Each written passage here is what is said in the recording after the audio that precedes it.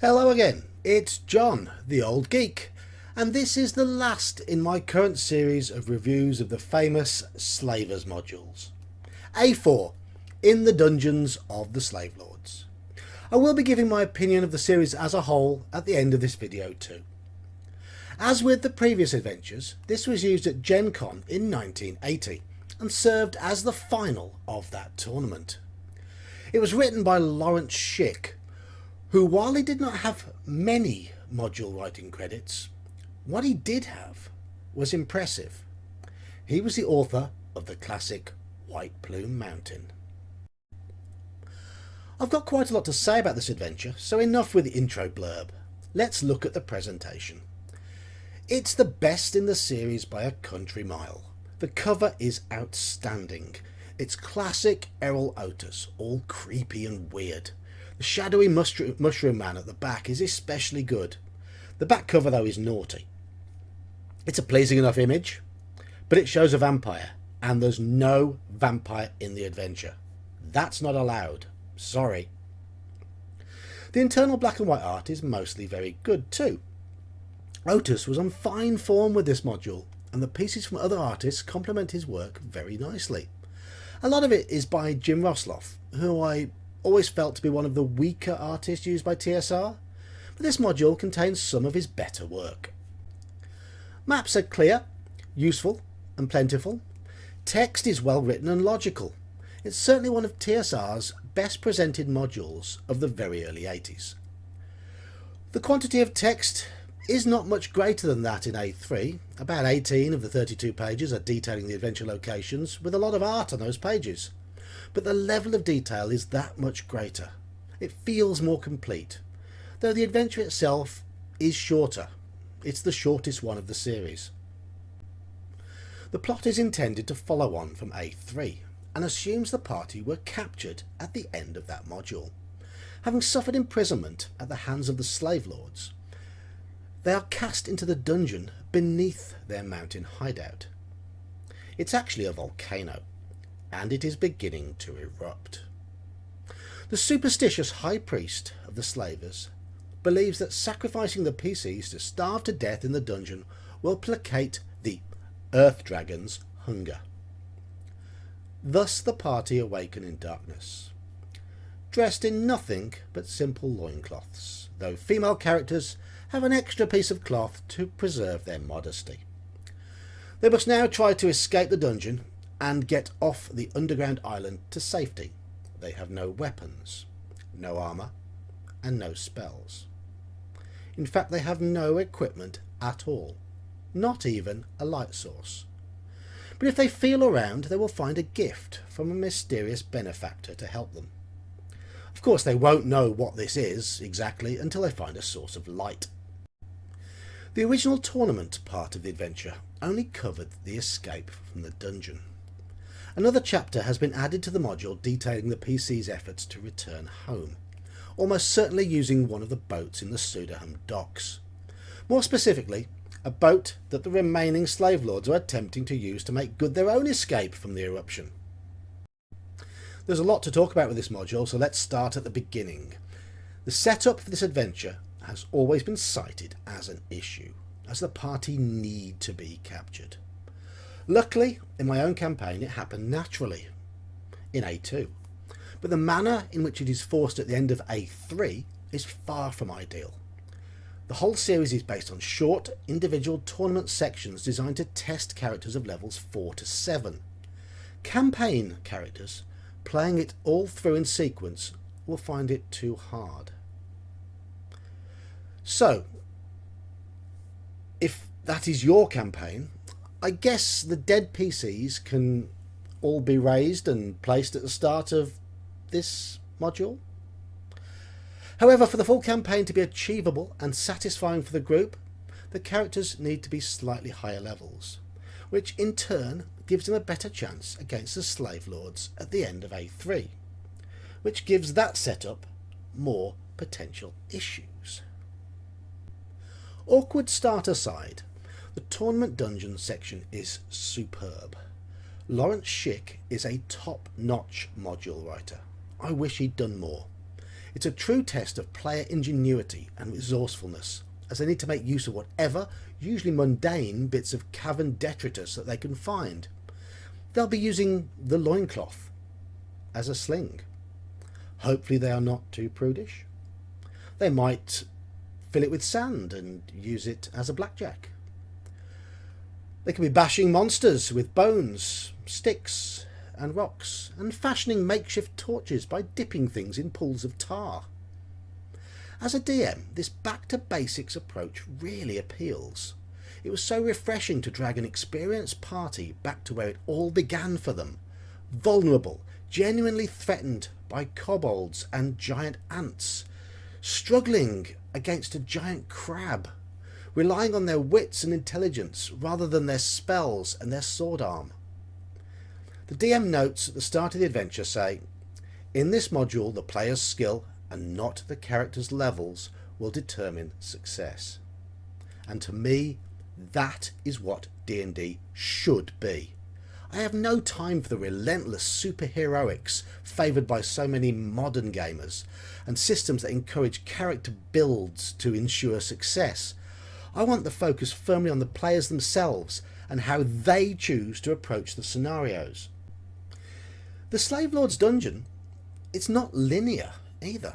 There are 3 exits, each requiring a different means of escape.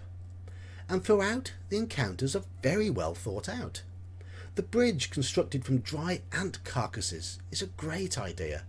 And this module also introduces one of my favourite monsters, the Myconid. They are happy, stoner mushroom men who live in their own spore-induced world, which gives me another excuse to display some of Errol Otis's wonderful artwork. Here, maybe here, know which side it'll appear. But it's a tournament, and they have a time limit, so it's all over far too quickly.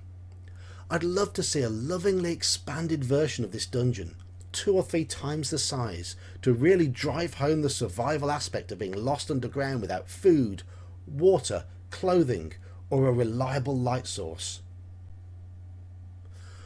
When the party reach the outside world, they find the island ablaze, slowly being engulfed by lava from the volcanic eruption.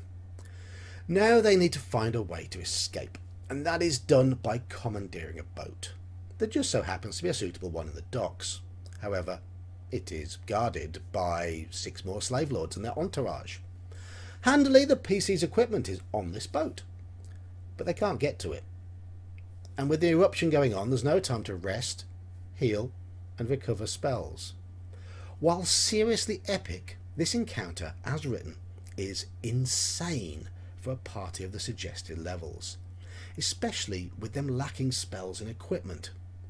Maybe a campaign group of level 8 or 9 might have a chance, but my group of level 5 and 6 PCs needed help. There's an encounter earlier in this section where a group of freed slaves are impaling their former captors. Nice gruesome stuff. And the module says that these slaves will not fight. Change that. Give their victims some suitable guard type equipment and let the party deck themselves out in it, and arm the slaves with basic sticks as clubs. I did that, and we had a huge battle on the docks. The party were egging the group of angry slaves on against the ogre and various guards, while the party themselves were attempting to deal with the slave lords on the boat. It was a glorious set piece on which to end the module. Tense and exciting, combatants leaping on and off the boat, jumping and pushing each other overboard, and when the dust settled, it was time for the PCs to lead the few surviving slaves to their freedom. A4, in the Dungeons of the Slave Lords, is a highly enjoyable module, and something very different from the norm. I would like to know, though, if the idea of near-naked PCs escaping on their wits alone was a scenario that was dreamt up as the first in the entire series of adventures, or before all the others. Are the other 3 modules really just a setup for this one? I've already mentioned the issues with the start and the fact that the difficulty level is out of whack, plus the fact that the dungeon is over far too soon. In fact, the whole module is pretty short, and that's a shame. There's also the fact that this is yet another set of slave lords, a different one, the set of end of each modules. Though the High Priest is remarkably similar in terms of level, stats and abilities to the high level cleric at the end of A3. I would also have liked to have seen some mechanics in there to encourage the party to raise a mob to storm the boat at the end. And yes, I was able to wing it, but these are the type of touches that can make a module epic rather than simply good. As it stands though, it is a fine way to end the series, and much, much better than A3. I'm going to give it its rating now before I move on to a few other bits and bobs, and I'm going to give it 7.5 out of 10. So, then the series as a whole. A1, an excellent beginning. A2, a patchy but potentially memorable second chapter. A3, disappointing and underdeveloped. But then the series redeems itself with A4. I rank A1 and A4 equally as the strongest two in the series. Then A2, and A3 is way, way below the others. It's an ambitious series, with great bad guys and a strong focus on challenging the players, as tournament modules should. It's a characteristic of old school modules, that player focus rather than the character strength focus. But the series does have some serious issues. The 4 modules have 5 different authors, and this shows in the unevenness in both the quality and the style of the writing. The 4 all came out in a very short time frame too, which is probably why the presentation is so shoddy in places. There have been various reissues, though while these have sought to link the modules together more smoothly and provide a semblance of an introduction in the form of A0, Danger at Dark Shelf Quarry, none of them have attempted to properly iron out the flaws in the original adventures. As a series, I rate it way below the GDQ modules, or rather the GD modules, because Q was rubbish. I also prefer the UK2-3 series, the Gauntlet and the Sentinel, and the U series, the Saltmarsh modules. I think the A series is about on par with the equally uneven Desert of Desolation modules, with similarly high and low points and railroading elements. But it is much, much, much better than that great steaming turd that was the Dragonlance series of adventures. Thank you all for watching and interacting with my videos. Over the last few days, my channel has seen a highly pleasing rise in levels of activity, with new subscribers and a big increase in viewing levels. Sadly though, I am starting to run out of material to review, and even more sadly, both my regular gaming groups are going through work-related attendance issues, an unfortunate side effect of COVID forcing a change in people's daily routines and priorities. So the 2 Cthulhu adventures I was going to review have both stalled, at least for the time being. So I'll have to have a bit of a think about what I do next. But for now, this has been John, the Old Geek, once again. Good night.